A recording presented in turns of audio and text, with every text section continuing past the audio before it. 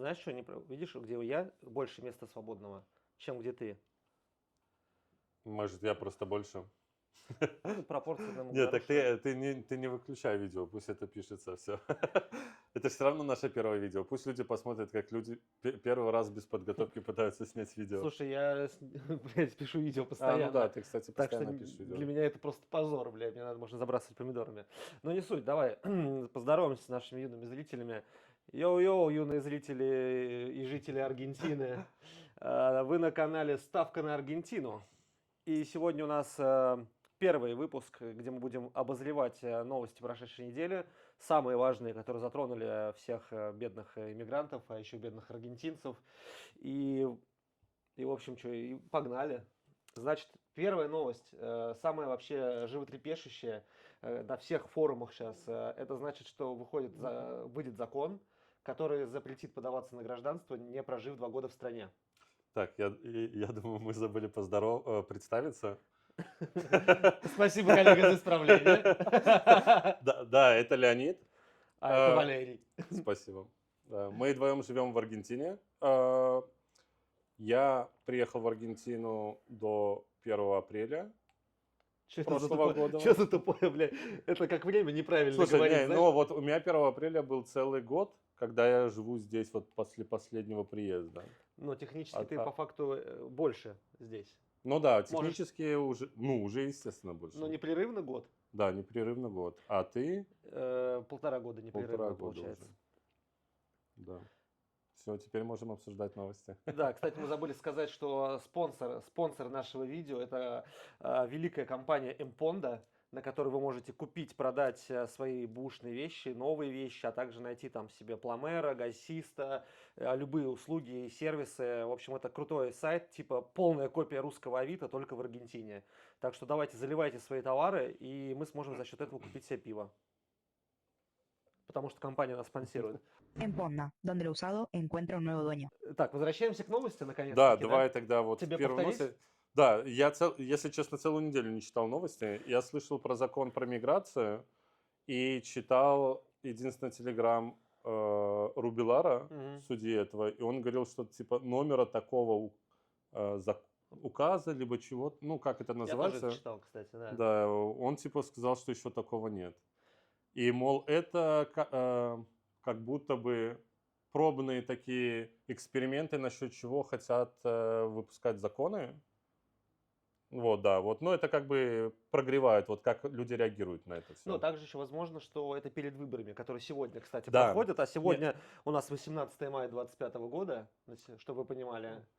Если честно, я даже не знаю, что за выборы проходят. Как я понимаю, это именно на голоса уже палат. Вот этих, да? Пара. Это следующая новость, Хорошо, которую мы должны хорошо. будем обсудить. Тогда не буду спешить. Не буду спойлерить, да? Хорошо. Ну, это я поделился, что я знаю. Хорошо, вот, ну, в принципе, Слушай, зачитай новость. обсуждение больше на самом деле не то, что выйдет такой закон, да, а в том, хорошо ли это или плохо. И мы должны высказаться. Я считаю, как... А можно хотя бы вот тезисы, какие там Ну, были? нужно, чтобы податься Можно на гражданство, нужно прожить 2 года. Нет, а давай пойдем вот как раз Да у меня нет тезисов, у меня новостей нет, просто то- на новый список каких-то новостей рандомных здесь. Не, я к тому, что хорошо. Ты хочешь к словам Нет, там я к тому- начать придираться, что ли? Нет, я к тому, что чтобы мы не придумывали сейчас на ходу свои Да новости. нет, это не придумано. То Хорошо. есть просто вот ты родил ребенка, Да. и тебе надо ты не сразу подаешься на документы, а тебе надо 2 года прожить, и только потом податься на документы, даже если у тебя ребенок, по любой, короче, статье.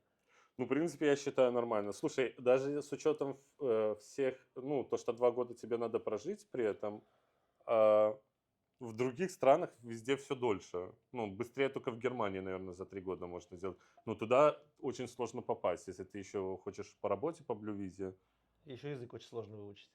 Там, скорее всего, А, есть ну- языковой экзамен на гражданство. Ну, если ты живешь в Берлине, тогда, в принципе, там немецкий никто не знает.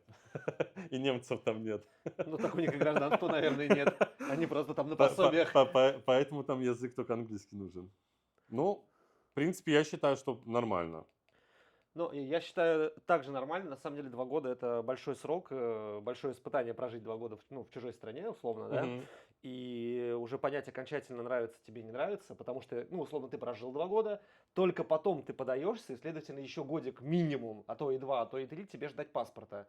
Все зависит от документов суда и, и великого рандома аргентинского, да. Вот, поэтому, ну, мне кажется, это вполне себе отличный срок, как бы, который отсеет очень много лишних людей. Ну, знаешь, чтобы единственное я подумал, ну вот какая мысль ко мне сейчас приходит. Вот есть запрос в обществе сейчас. Это я могу из личного опыта сказать. Хожу к ортодонту, Мгм. и ортодонт, вот она спросила меня, что ты будешь делать, когда я получу паспорт. Мгм. Типа, уедешь отсюда, как остальные русские? Ну вот. И вот я чувствовал, ну, что им вот неприятно, вот то, что люди приезжают, как бы получают гражданство, уезжают отсюда. Ну, мне бы тоже было неприятно. А прикинь, сколько мы выжили соков там из страны, загрузили судебную систему, да, своими делами. Ну, из-за этого многие другие Ну, вещи. слушай, вот это если, это как посмотреть, если брать цифры реально считать, ты ж сюда приезжаешь, ты покупаешь продукты, ты тратишь здесь деньги. То есть ты извне приносишь в страну деньги, тратишь их внутри. В этом плане, да. То есть Ок. все государства за это обычно борются. То есть в этом случае, если ты приехал, получил, и они заработали на тебе, и ты, допустим, 2 года снимаешь квартиру в Пуэрто-Мадеро, я думаю, что, в принципе, страна должна рада быть, что вот за 2 года они продали этот паспорт. Но опять, Но они слишком дешево продают в таком раскладе. Все равно, ну, знаешь, там какие-нибудь золотые визы стоят там 300 тысяч евро, да, 500 тысяч евро. А здесь, ну, сколько ты потратишь за 2 года? Ну, да, ну, если только будешь жить в Порто-Мадеро, ты чуть-чуть приблизишься к этим циферкам. нет, так а вот сейчас я читал в новости, на РУ Аргентина как раз на Мгм. канале, видел, что будут вносить еще возможность получения гражданства вот по инвестициям.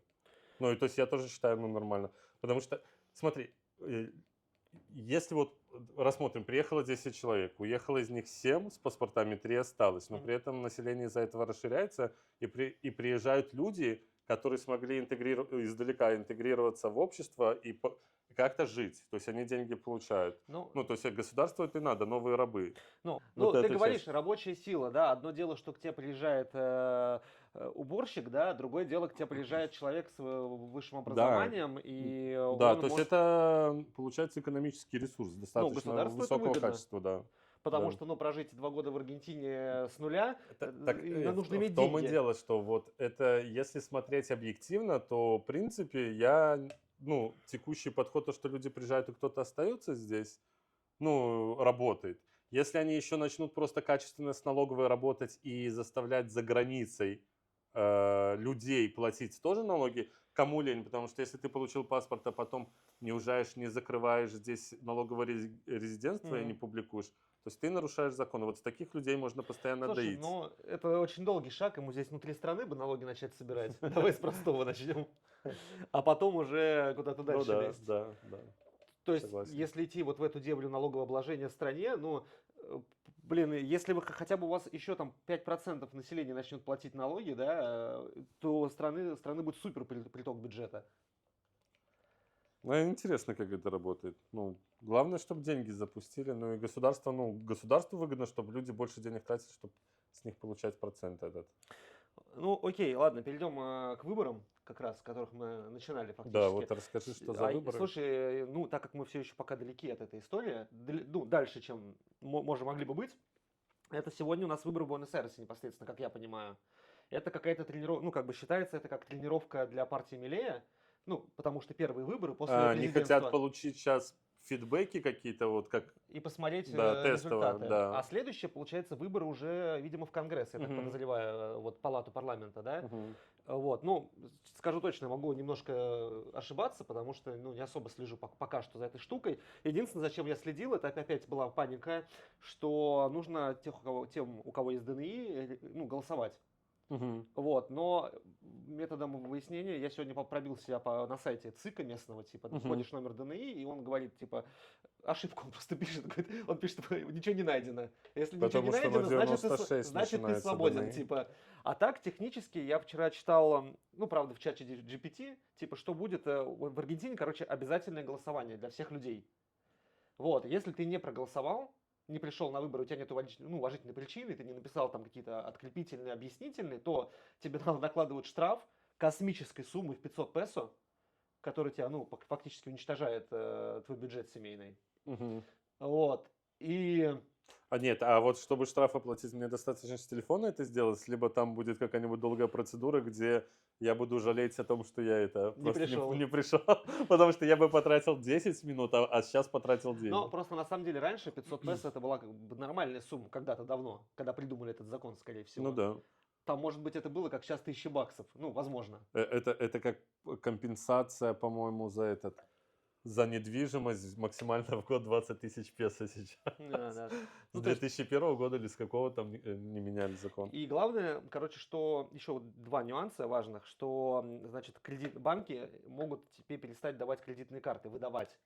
То есть ты будешь как бы наказан на энное количество лет.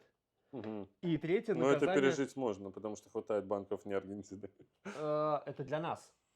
Но для местных Ну это местных. наказание. Ну да, для местного, да. Многие на Но кредитках опять сейчас же, все живут. равно, любой человек же может всегда здесь. У них куча приложений, где они открыть могут онлайн-банки эти все. Не, я так понимаю, что вообще это будет как бы тотальный запрет. Ты не проголосовал, Мгм. сайт вот этот, ЦИК Аргентины, он каким-то образом Так для высылает меня это тебя как звучит черный как, список. как диктатура. Почему я обязан это идти голосовать? Ну, вот. И третье, ты не можешь на госслужбе 3 года работать после, если ты не Мгм, проголосовал. мгм. Но вот ты говоришь про Так, диктатуру. подожди, это уже существующие законы Да, такие? да. Ты не врешь? Я тебе говорю, читал вчера в чате GPT специально. Нет, так GPT, GPT это парень, которого проверять надо. Ну, пусть пишут наши первые подписчики, пусть пишут свои комментарии, правда это Да. или нет. Но давай представим, что это правда. Представим, вдруг так. То есть я считаю, что это правильная вещь. Ну, то есть мы уже на примере нашей страны знаем, что когда никто не голосовал, а голосуют одни пенсионеры, получается ситуация не очень. Просто в моей голове не сходится. Вот я живу в этой стране, и вот я не представляю, чтобы здесь существовал закон, который обязывает голосовать. В этой стране вообще вот слово обязано не подходит. Слушай, ну Здесь нету ни у кого обязанности ни перед кем. да тебя государство вообще не трогает, просто говорит, раз в год там или 2 года приди на выборы, галочку. Больше от тебя вообще ничего страна не Ну требует. да, вот в России тоже государство требует, вот сходи только там. Мгм. Но там-то это нужно для массовки, а здесь это нужно для Не, результата. я не верю просто, что существует такой закон. Он противоречит местному духу. Окей, каждый останется при своем мнении. Давай еще одну Но новость мы можем подискуссировать этот. на следующей неделе. Да. Ладно. Новость, смотри, вот она прям, ты их просил, факты, Мгм. цифры. Инфляция в апреле 2025 года снизилась до 2,8%. То есть сейчас инфляция 2,8% месячная. Да, суммарная 40% они, по-моему, говорили. Ну, была. мы можем 47, да, вон, по-моему, вот это 47. 47,3, да. Да. Но, слушай, это уже не 200, и на том спасибо. Ну и это середина года. Все еще впереди. Не, смотри, они, наверное, 47,3 прикидывают, как будто, годовая, типа, это как бы год к году. Да, да. То есть смотри, просто если представить, вот сейчас 2,8, давай округлим до 3%. 3% умножая на 12 месяцев, получается 36% инфляция. Ну, Но там, если вот, там идет 1,03, умножить на 1,03. Это у тебя получается в периоде. а ты не можешь просто 3 на 12 умножить? Так это 40% где-то будет. Вот, то есть примерно так цифры и сходятся. Но если Ну она- да, вот у них 47, да, будет. Вопрос, как Мгм. бы, почувствовал ли ты за апрель повышение цен, какие-то изменения кошелька? Слушай, я почувствовал очень сильно, потому что я для себя открыл в Кота Коммунидат 20% скидку. Я как-то зашел и 2 недели закупался по ней. Потом мне начислили 2 купона по 30%, и я делал закупку, которой мне хватало на 2 недели. А в этом месяце у меня нет ни купонов, ни скидки. Поэтому я не знаю, какие цены, но я точно почувствовал, потому что плачу на 30% в Ты среднем думаешь, больше. они тебя так наказали, типа, сейчас? Возможно. В виде инфляции. Нет, честно, в пятницу они сделали один день 20% скидки на коммунидат, Мгм. и я закупился. А у меня скидка есть от кредитной карты Юала. По-моему, раз в месяц она работает, типа 25% кэшбэк, но максимум 10 тысяч, как обычно. Вот. И я каждый раз, когда обновляется кредитный лимит, каждый начало месяца тоже набираю на 80 тысяч ровно, Ага. потому что мне возвращается только 10 Ага. тысяч, типа, и с учетом там всего-всего, реально, получается норм. Мгм. Вот. У меня еще преподаватель, я преподавателю говорю, что сильно упал песо, типа ни я, ни мой друг, мы не тратим сейчас деньги, Да. ждем, что отскочит. Он говорит, и я, и все мои знакомые, все сидим, ждем. Слушай, на самом деле я очень долго сидел, Ага. у меня было 2 миллиона где-то наменено, вот, и вот сейчас все, короче, мне осталось там типа 100 тысяч песо буквально, может 200, Мгм. и пришли, короче, это именно налички, и пришли платежки типа за квартиру, expenses, заплатить за монотрибуту 100 тысяч, типа, и Мгм. тыры-пыры, и мне пришлось, короче, на крипту скинуть, короче, 500 баксов и просто раскидать ее за 10 минут. Мгм. С болью я по 1160 поменял. Просто чтобы вы понимали, последние вот эти 2 ляма, даже 3 даже, я менял по 1350. Вот, и сейчас, разница 200 песо, это, много. Да. Слушай, ну я чувствовал, как в прошлый раз, 1300 было, а потом до 900 с чем-то мы скатились Мгм. даже. И вот на 1330 я уже подумал, время купить стол, кресло поменять себе. Мгм. И тогда нормально вот закупился. И мы, кстати, еще с женой в Барелочи с Ага. ребенком полетели. И тоже вот по 1300 в среднем я поменял, и мне ну вот хорошо это на монотрибуты вышло. Единственное, знаешь, вот что меня радует, если такой курс даже остается, они собираются еще в июле на монотрибута поднять уже Планку, типа. планку с учетом инфляции наперед. А если доллар остается таким, ну, в таком количестве, то надо меньше налога будет платить. То есть я думал поднимать, ну, мне бы пришлось еще дважды поднимать Мгм. категорию в году этом, а так меньше будет. То есть в этом плане я могу сэкономить. Неплохо, на самом деле. Ну да. Кстати, да, в июле, да, у нас монотрибуты меняют А, категории свои опять. слушай, они были, По-моему, вообще недавно была смена очередная. обычно были в начале июля, да, вот к 1 июля надо было закончить. А сейчас они немного сместили почему-то, я не понял. На август вроде бы.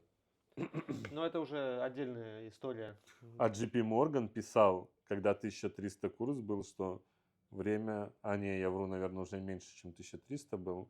Но он Да. 1260 был, что время вкладывается в аргентинский песо. Мгм. И с того момента он... Как обычно, это как Джим Крамер, знаешь.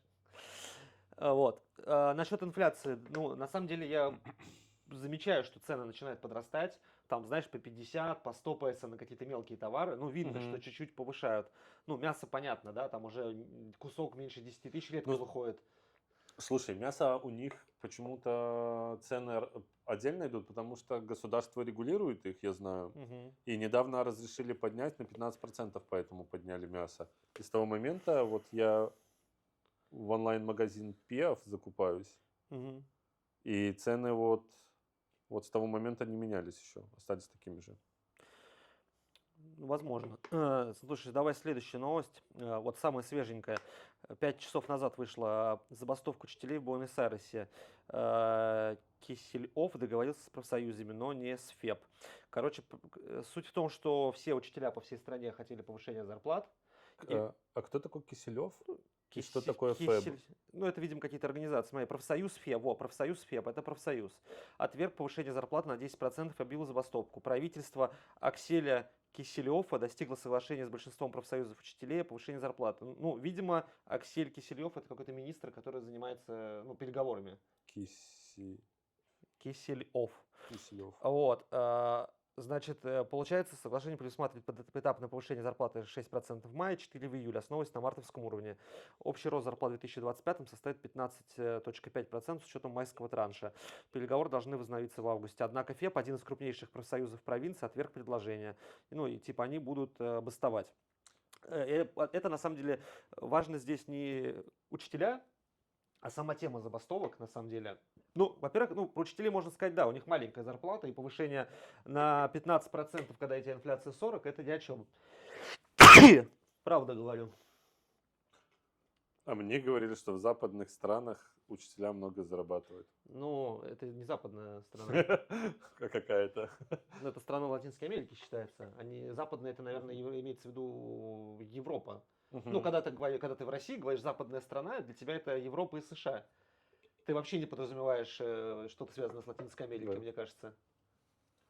Ну, я не знаю. Мне нечего сказать. Ну, бастует. Но мне, смотри, ну, это очередная история с бастованием, что... Просто э, извини, что перебиваю да. тебя. Здесь постоянно бастовки.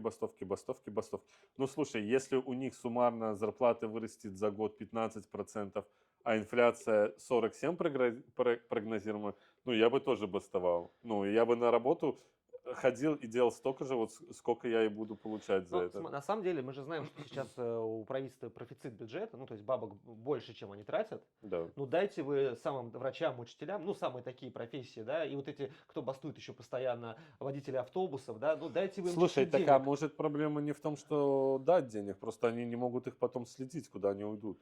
Ты ж Мгм. можешь дать одним людям, ну, до них дойдет там 10% до этих учителей, а 90 уйдет мимо.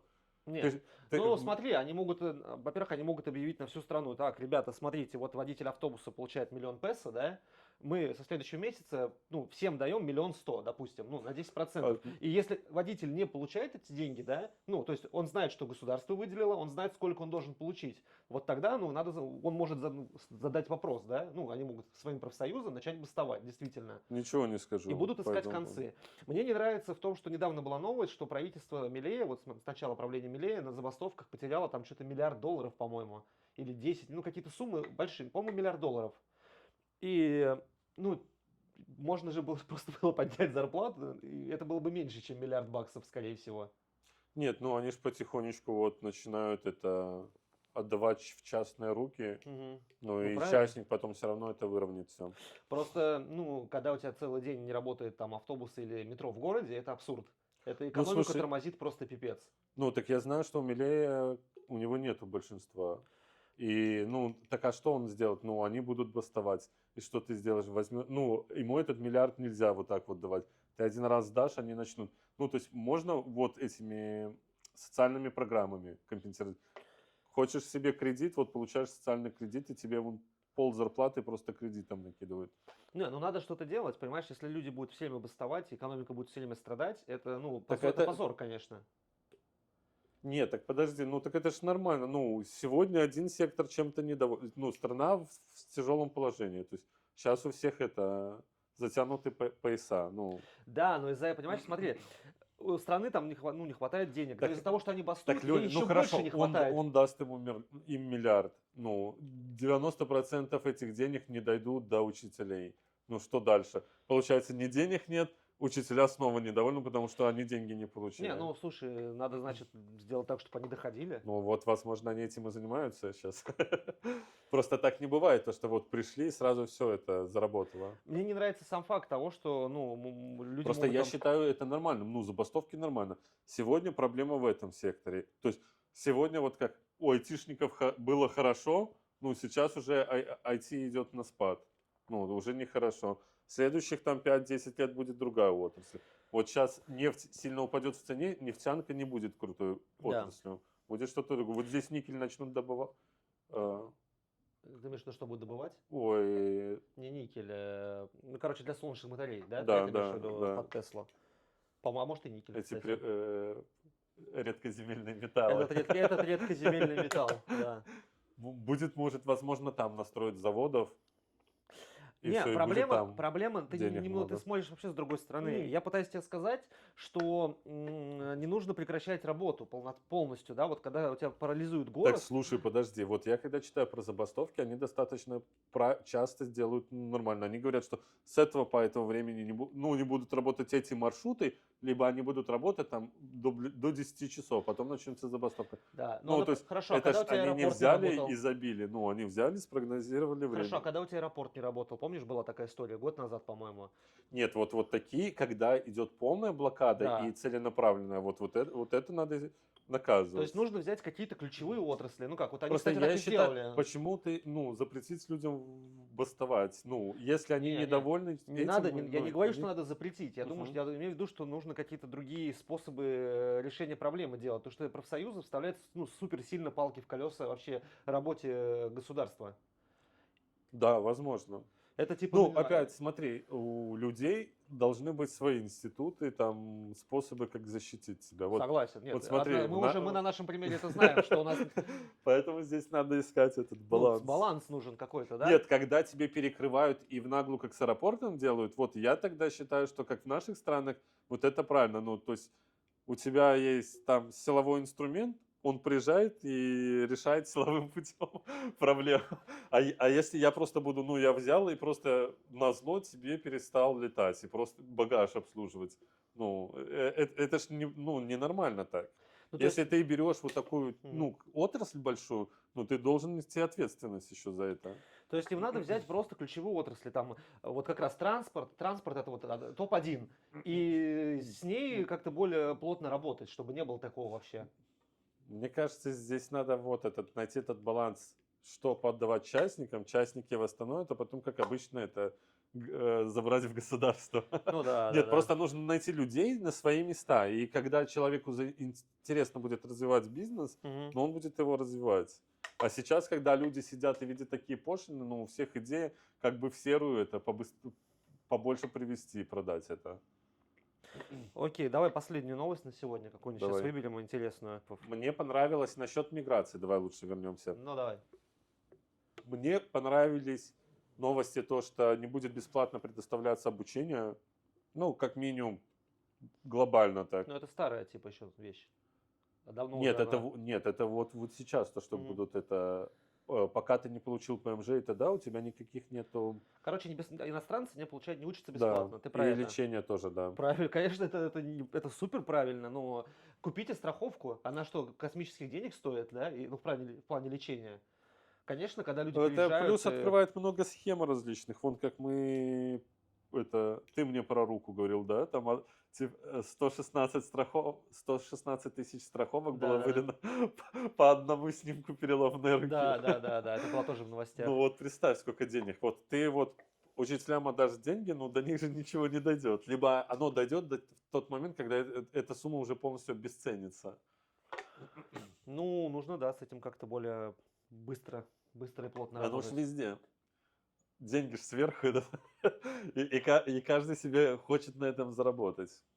А что моему департаменту, а что моей команде, а там премии надо добавить. Ну, поэтому государственный аппарат и сокращает, чтобы было меньше звеньев. Да.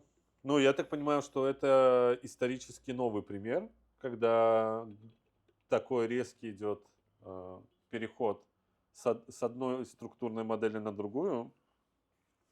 И сейчас много кто в мире за этим следит.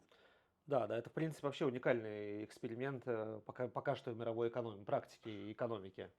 И многим это интересно. Ну вот, это, кстати, второй эксперимент за последние десятилетия. Первый эксперимент был с Эрдоганом-номикой, знаменитой, в Ну, которой он честно, знатно обосрался.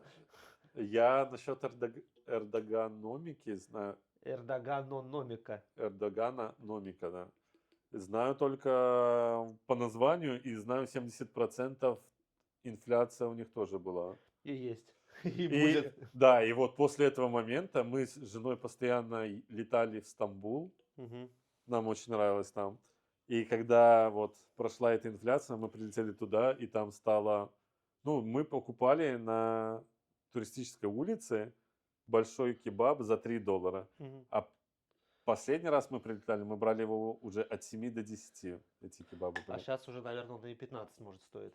Не знаю, но стало очень... Но суть, кому кто не знает, вот, например, ты, что такое Эрдоган-номика, Мгм. это когда у тебя растет инфляция, он вместо того, чтобы повышать ключевую ставку, понижал ее. Да. То есть во всем мире ее повышают, инфляция там 4%, да, в США там, ну, сейчас меньше, ну, была вот 5% у них была где-то в среднем, была и в моменте больше, да, ставка у них дошла до 5,5, типа максимум.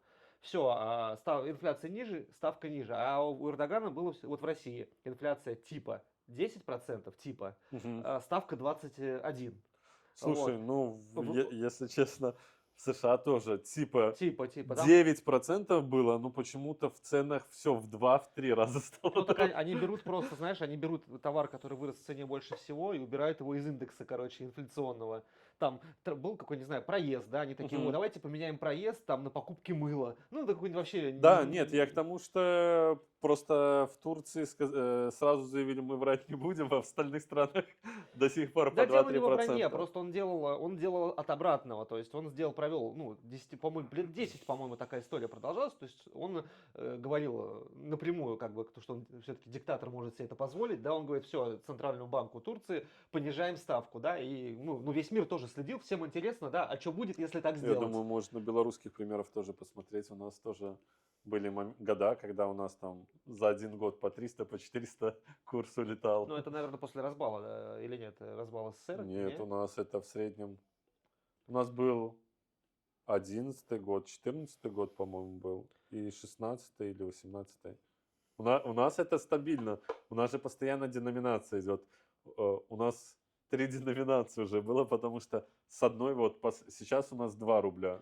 Вот буквально лет через 10 у нас уже 2 рубля будет то же самое, что 2000, наверное. А там в Беларуси до сих пор... Не, ладно, это уже не будет так, потому что у нас перешли на плавающую ставку. А сейчас там все еще зайчики белорусские, или все-таки рубль уже? Рубль. А был зайчик, я просто помню, их называли. Были зайчики. Слушай, я помню, в детстве я и лисичек там, и зайчика видел, и волчат. Ну, это Кого я потому, что только там не видел. потому что мама давала тебе плохие таблетки.